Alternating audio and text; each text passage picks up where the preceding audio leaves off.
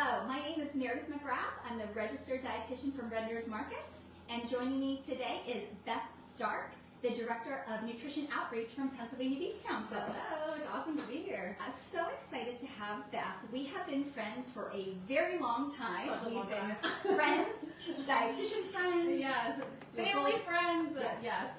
We're moms. We love all things food. So I reached out to Beth and I was like, hey, do you want to come cook with me? And I said, why not? It's my favorite time of year. It's my favorite time of year to talk about food and to really talk about how beef has such an amazing place on holiday menus. And we're going to bring that all to you today. yes, very excited. So we are officially in crunch time. Yes, we are. So we're like 2 weeks away from the big holiday, and probably a lot of you have already been celebrating the holidays, doing some entertaining, having friends and family over. So there's many opportunities to be cooking, to be entertaining, and sharing all of our loves of food. And so I know everybody celebrates differently and and traditions are different and foods are different. So Beth, can you tell me, being our beef expert, where does beef fall in? Are people eating a lot of beef or not necessarily this time of year? Yeah, I mean, this time of year, I feel like if you're fortunate to be that holiday hostess, you really want to kind of turn up the quality and just, make your holiday gatherings that much more special. And so, beef of all different cuts, all different types of preparations, it just has such an easy place on a holiday menu. So whether you typically host a brunch, beef can be part of a brunch menu. If you're doing more of like a cocktail hour, you could do beef, forward appetizers, main dishes. There's just so many different ways you can incorporate beef into your menu. But we know that people are stressed. They've got the never-ending to-do list. Yes. Like, we think of today as December, 12th? Oh, that's a good question. Let's December check. 12th? Yes. December 12th, so time is ticking. So, if you're trying to think about your holiday menu, working through that grocery list, thinking of what you're going to serve, I think this is a prime time that we're talking about it today because we can, share some different inspiration for different ways to incorporate beef. To really, again, turn up make your holiday dishes more fancy and even explore different cuts to do so. Absolutely, which is why I love having you here today because, we just came out of the Thanksgiving holiday. Which was just a minute ago, right? 2 weeks ago. So obviously the big focus there is on the turkey. But then as soon as December hits, from a grocery store standpoint, our beef sales just skyrocket. And this happens every December. People just love beef and the specialness that it brings and the versatility. But like you said, it's a busy time of year.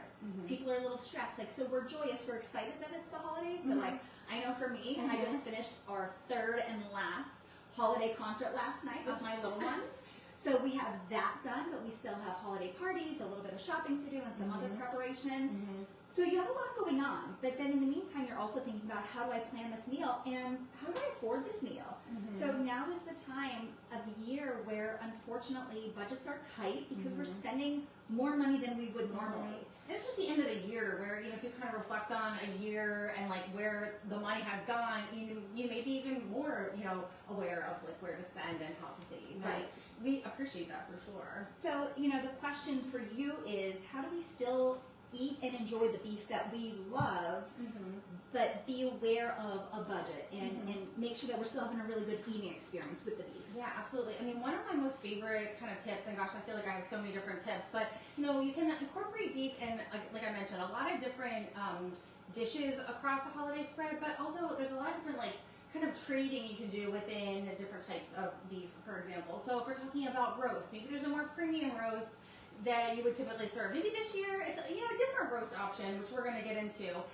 You could serve smaller portions of beef. So maybe you do an hors d'oeuvre or something like that, or again incorporate it into your a brunch menu. I think the other thing is too to know that there's a ton of different just a variety and versatility across all cuts. So there's definitely a place for beef on your holiday menu, no matter what your budget is. Yeah. And there's a lot of different ways we can inspire you. And I think sometimes too that the trickiest thing is, so I see this great sale at Redner's, how do I cook this and what do I do with this at home so I don't have a bad eating experience after I've invested the time and the money.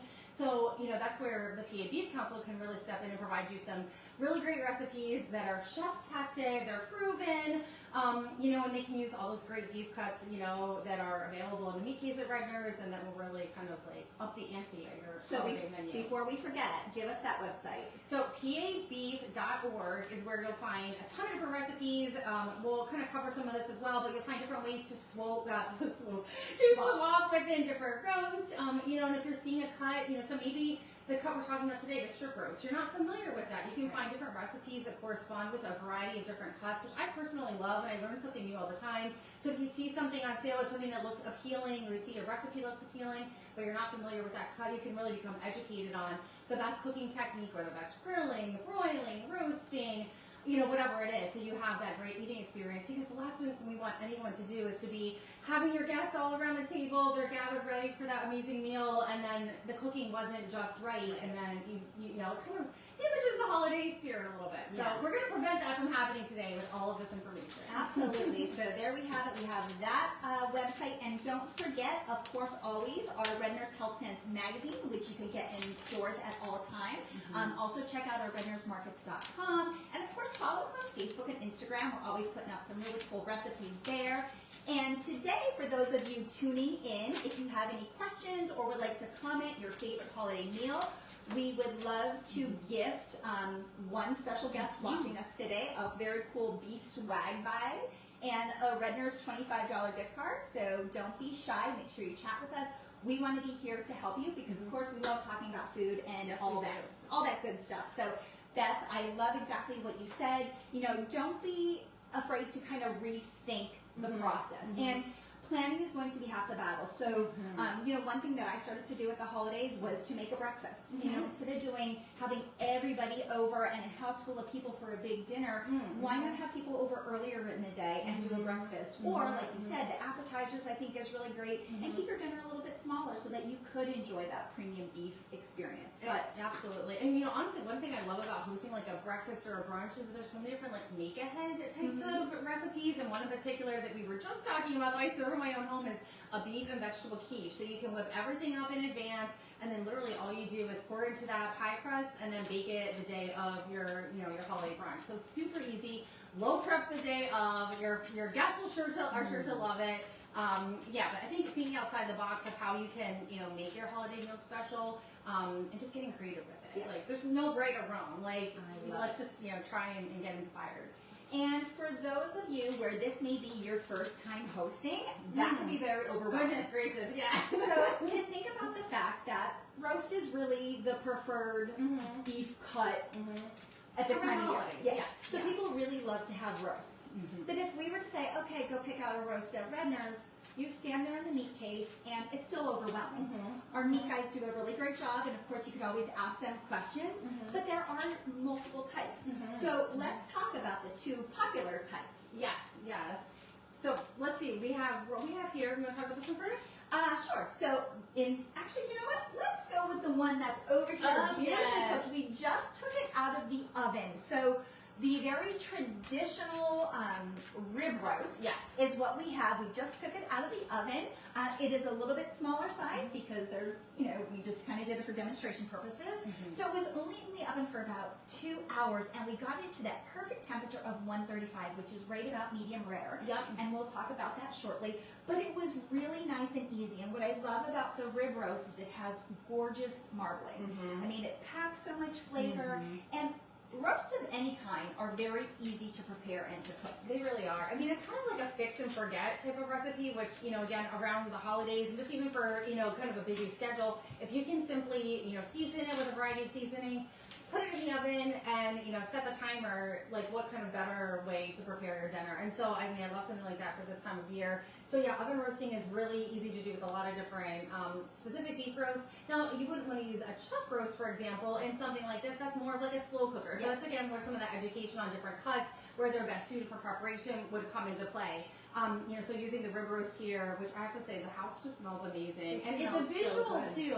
You know, a visual, you want that like impressive, you know, option on your holiday spread.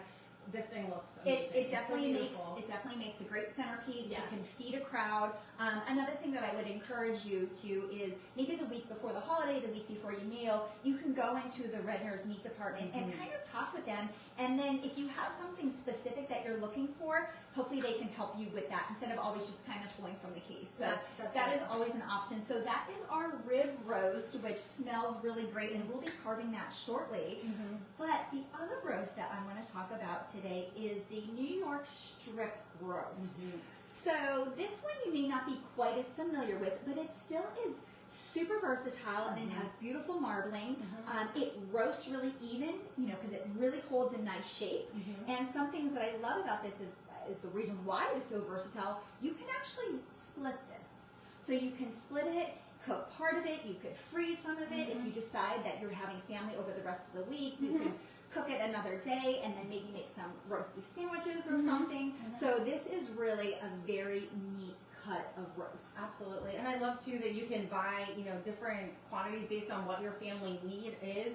You know, you mentioned engaging with the butcher at the store. So if you know you're having a party of 10, you know, they can guide you to which roast would best suit that size group, you know, or you have, you know, a larger kind of size group, they can kind of point you to different options within your budget that will just deliver a really fabulous experience. You know, and one of the reasons why Redner's decided to make sure that we are offering alternative options is because of the affordability piece. Yes.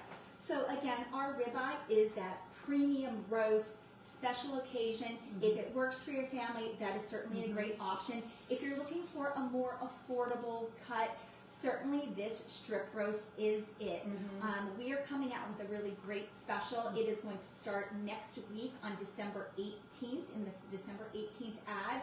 We're going to be looking at this roast at $7.99 per pound, which is a really amazing price. So if this is something that you feel is going to help your family enjoy the holidays and to really have that great eating experience, we're also offering an additional $5 off with your $50 purchase, which of course if you're buying some other things, that's super easy to do. So definitely check this out. I know you and I were talking earlier about what a great versatile piece this is, that you could even buy extra, freeze it. You know, if you wanted to cut it into steaks, they really are New York strip steaks. Exactly. Yep. So you can bring in the new year with some more beef, get some of that great beef nutrition. Yeah, and one thing, just speaking of this, I mean, this is a lean cut too. So, you know, we have some marbling in it, but it is a leaner cut, which is great for a lot of different lifestyles and so forth. But I mean, I love the idea of buying it more in bulk, so you're saving now. It's like, you know, again, a bigger investment now if you're stocking your you know, freezer. But down the road, you're saving because you've been able to plan ahead at this awesome price. And so, yeah, I love the idea of even then, like thinking in a couple of months that you can pull it out and then you can fire up the grill and, you know, do some grilling with it. And speaking of versatility, I think just in general, beef has such an intense, like, bold, meaty flavor on its own. So seasoning-wise, I mean, sometimes we like to follow a recipe, right? Yeah. Especially on the holidays. But honestly, you can just use some basic pantry staples, some salt and pepper, garlic powder, you know, some dried herbs and spices you might have available. You know, here we like to use some fresh rosemary, you know, parsley, basil, thyme, all really great options too if you want to do the fresh herbs. But I mean, I love that you don't need much to really amplify the flavor because it has so much awesome flavor on its own. So that can also help to like ease that stress a little bit when you're thinking of hosting and what to do with it. And you know, we're going to get to that in probably just a minute to show you how to dress this. Absolutely. One thing I do want to point out is both of these roasts do have the bone, so they are bone in. Now, when our butcher at Redner's Markets, when they prepare this for you for the meat case, they're going to detach that bone. So that's why you're going to see the tie, you're going to see the string around it's around both of the roasts here. So you're going to get that great wholesome flavor in the roast because of the bone, but it's going to make it really easy when you go to carve. You're simply going to snip the tie, pull off the bone. Certainly you can keep it if you want to present it at the dinner table with that, but it makes it really easy instead of you having to detach the bone. Yeah, absolutely. So. And now we're going to get right into seasoning because I think we were already there. Yeah, no, this is perfect. So, you know, what we're doing here, and this one again, we're just going to use some simple pantry and staples and things that we have. Ensure that the olive oil and our seasonings and spices and herbs and things would stick to the surface.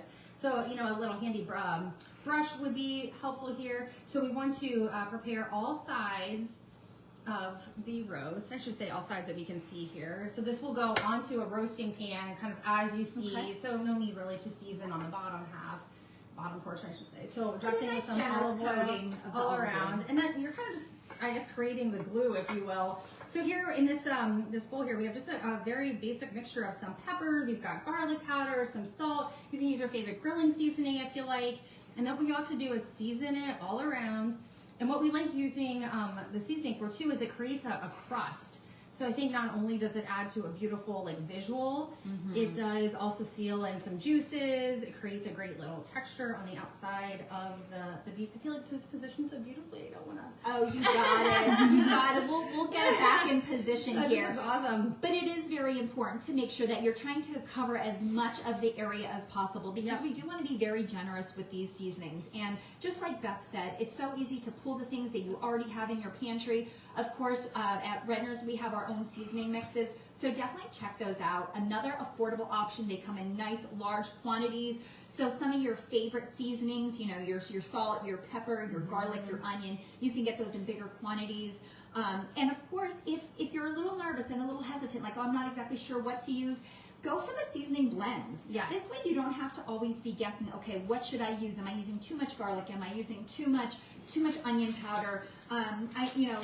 Again, Redner's seasonings, they come in really great seasoning blends, so check those out. You cannot go wrong. I know a big favorite is always the Montreal steak seasoning, which we use a little bit here as well. And again, the more you create that crust, it's going to really retain that moisture inside the roast, and you're going to get a really great eating experience. If you do want to kind of go outside of the box, looking at a paprika or a brown sugar, all of those are very different options. Of course, recipes. We have a really nice roast recipe in the Redner's Health Sense magazine, and of course the Pennsylvania Beef Council. They have some great recipes on their website as well. Absolutely. So now that we have this nicely seasoned roast, Beth, what is our next step? Our next step would be, if you don't have an oven roasting pan or something with like a rack in that large pan, you definitely want to invest in something like that, or if you have to borrow something like that.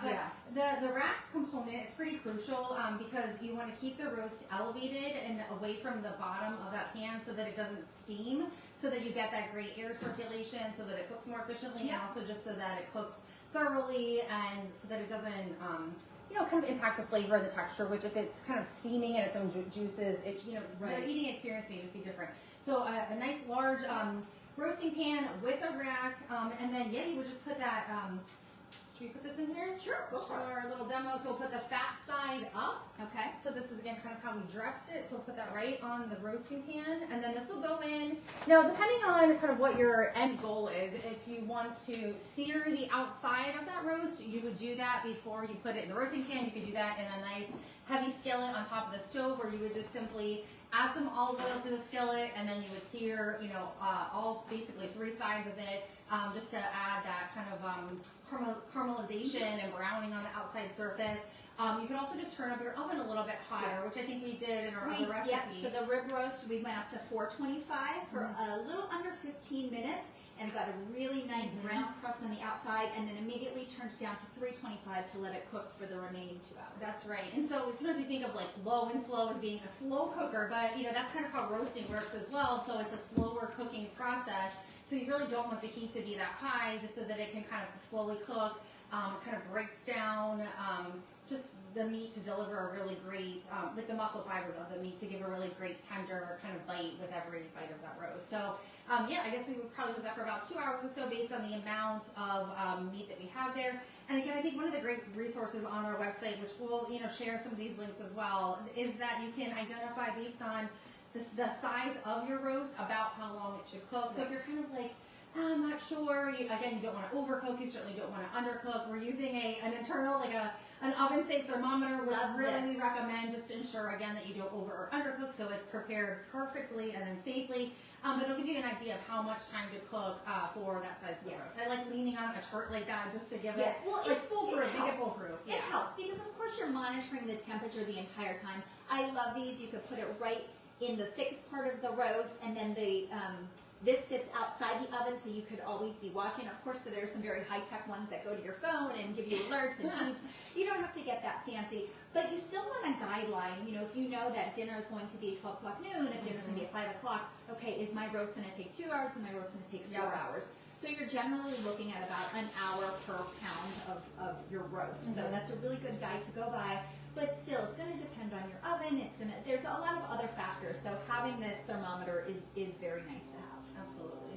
So do we want to get that in the oven? I think we should. All right. So the New York strip roast is going to go in the oven. We have the oven, what are we at? It's at 345. 345. So we're going to bump that down a little bit to get to our 325. Trust me, we're not going to go this long on Facebook Live. We're not going to talk for 2 hours, although I know we can. We could. We definitely can. So then the other thing is, while you're making your roast, so it doesn't necessarily need to be at the beginning, but you maybe want to make a sauce. So in the Red Nurse Health Sense magazine, there is a horseradish sauce, which is so good. I've already had it. That goes really well, actually, with our ribeye. So you want to check that out. It's super simple. A little bit of salt, pepper, some thyme, some shallots or onions, a little white wine, and some heavy cream. It's going to make that nice little spicy dipping sauce, which is pretty awesome. I mean, horseradish and beef, like they definitely are such a great match. As far as the flavor profile goes, definitely love that idea. Absolutely. So we're going to come back here to the stove, and we've already started the red wine sauce a little bit that we're going to use for the New York strip roast.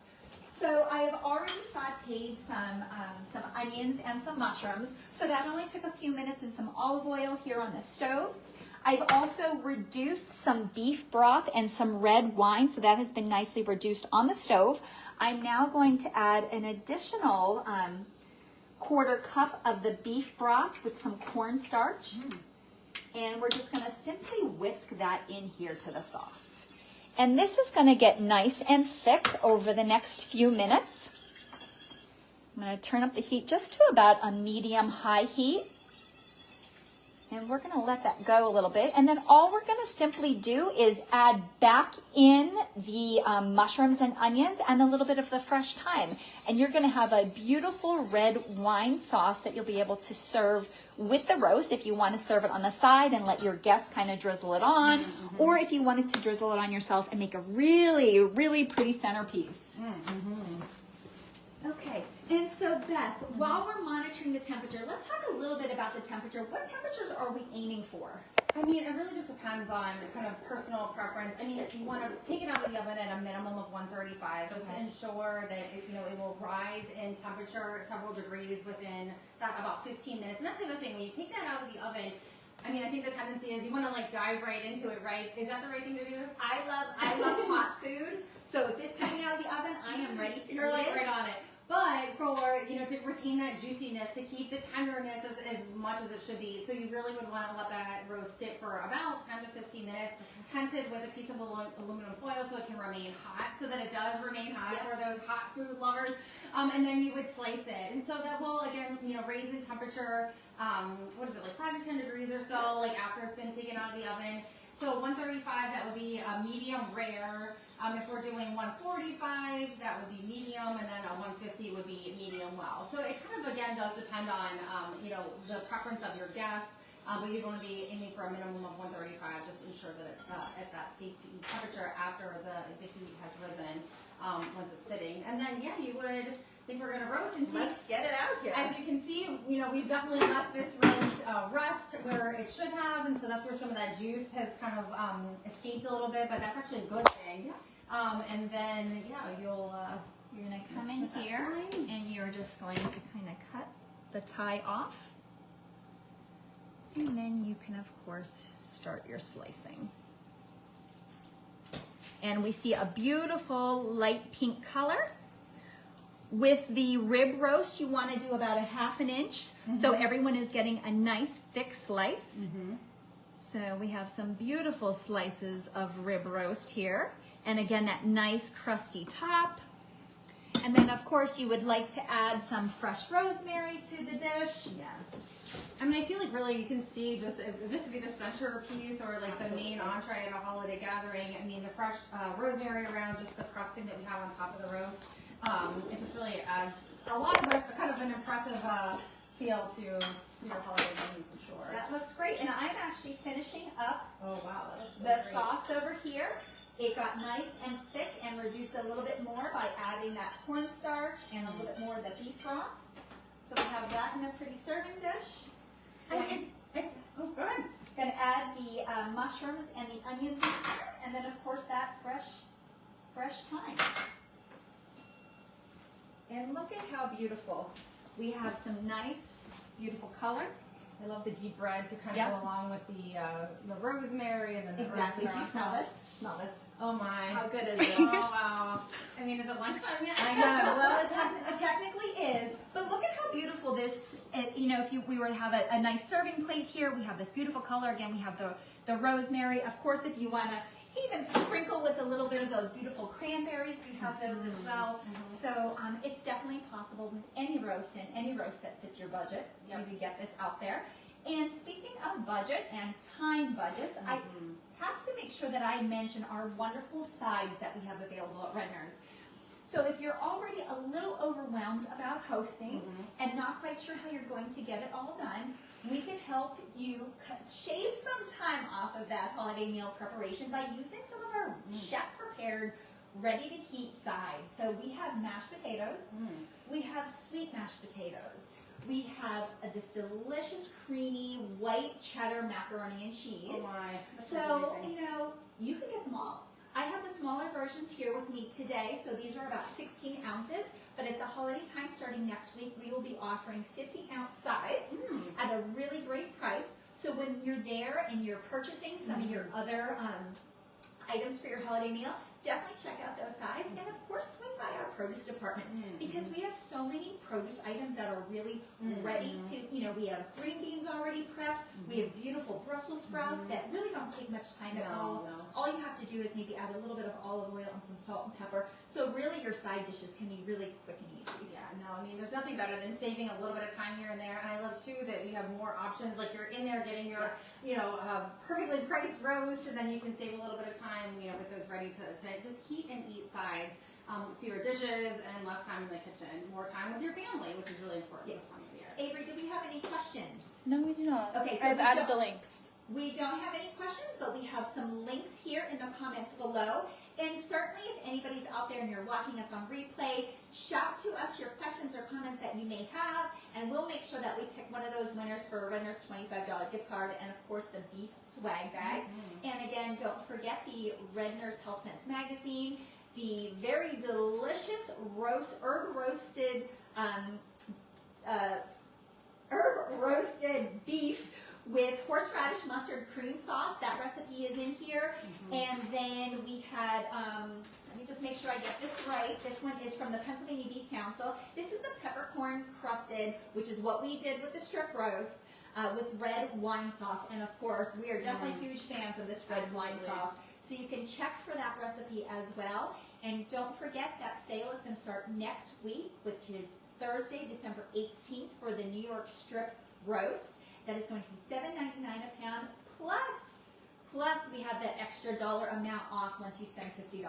So definitely want to check that out. Don't forget the Redner sides and grab all your stuff there. I mean, I feel like if you weren't thinking about serving a beef roast, or maybe it's not something that's typically a part of your holiday meal, I mean, why wouldn't you bring that in for this season, for this specific holiday, just because of that price point and just with, how impressive it's going to appear on your dinner table for sure.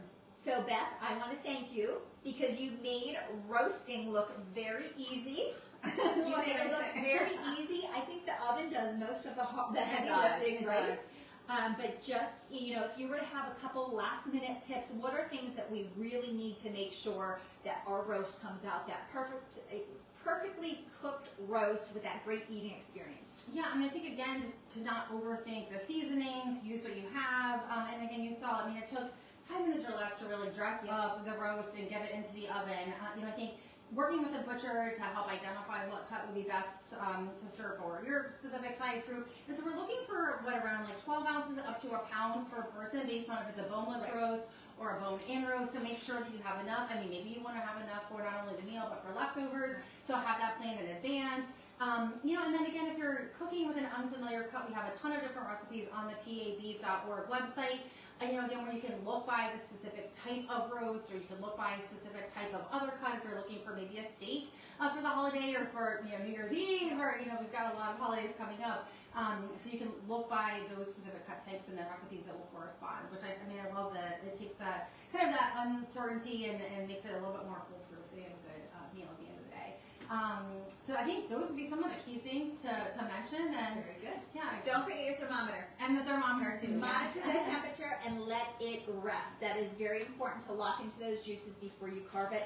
And then, without a doubt, we know that you will easily be able to prepare the most perfect roast.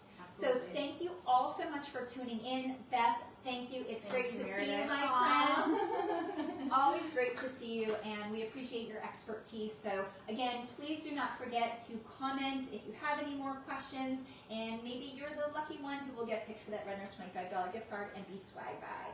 So happy holidays to all of you, and we'll see you in the new year.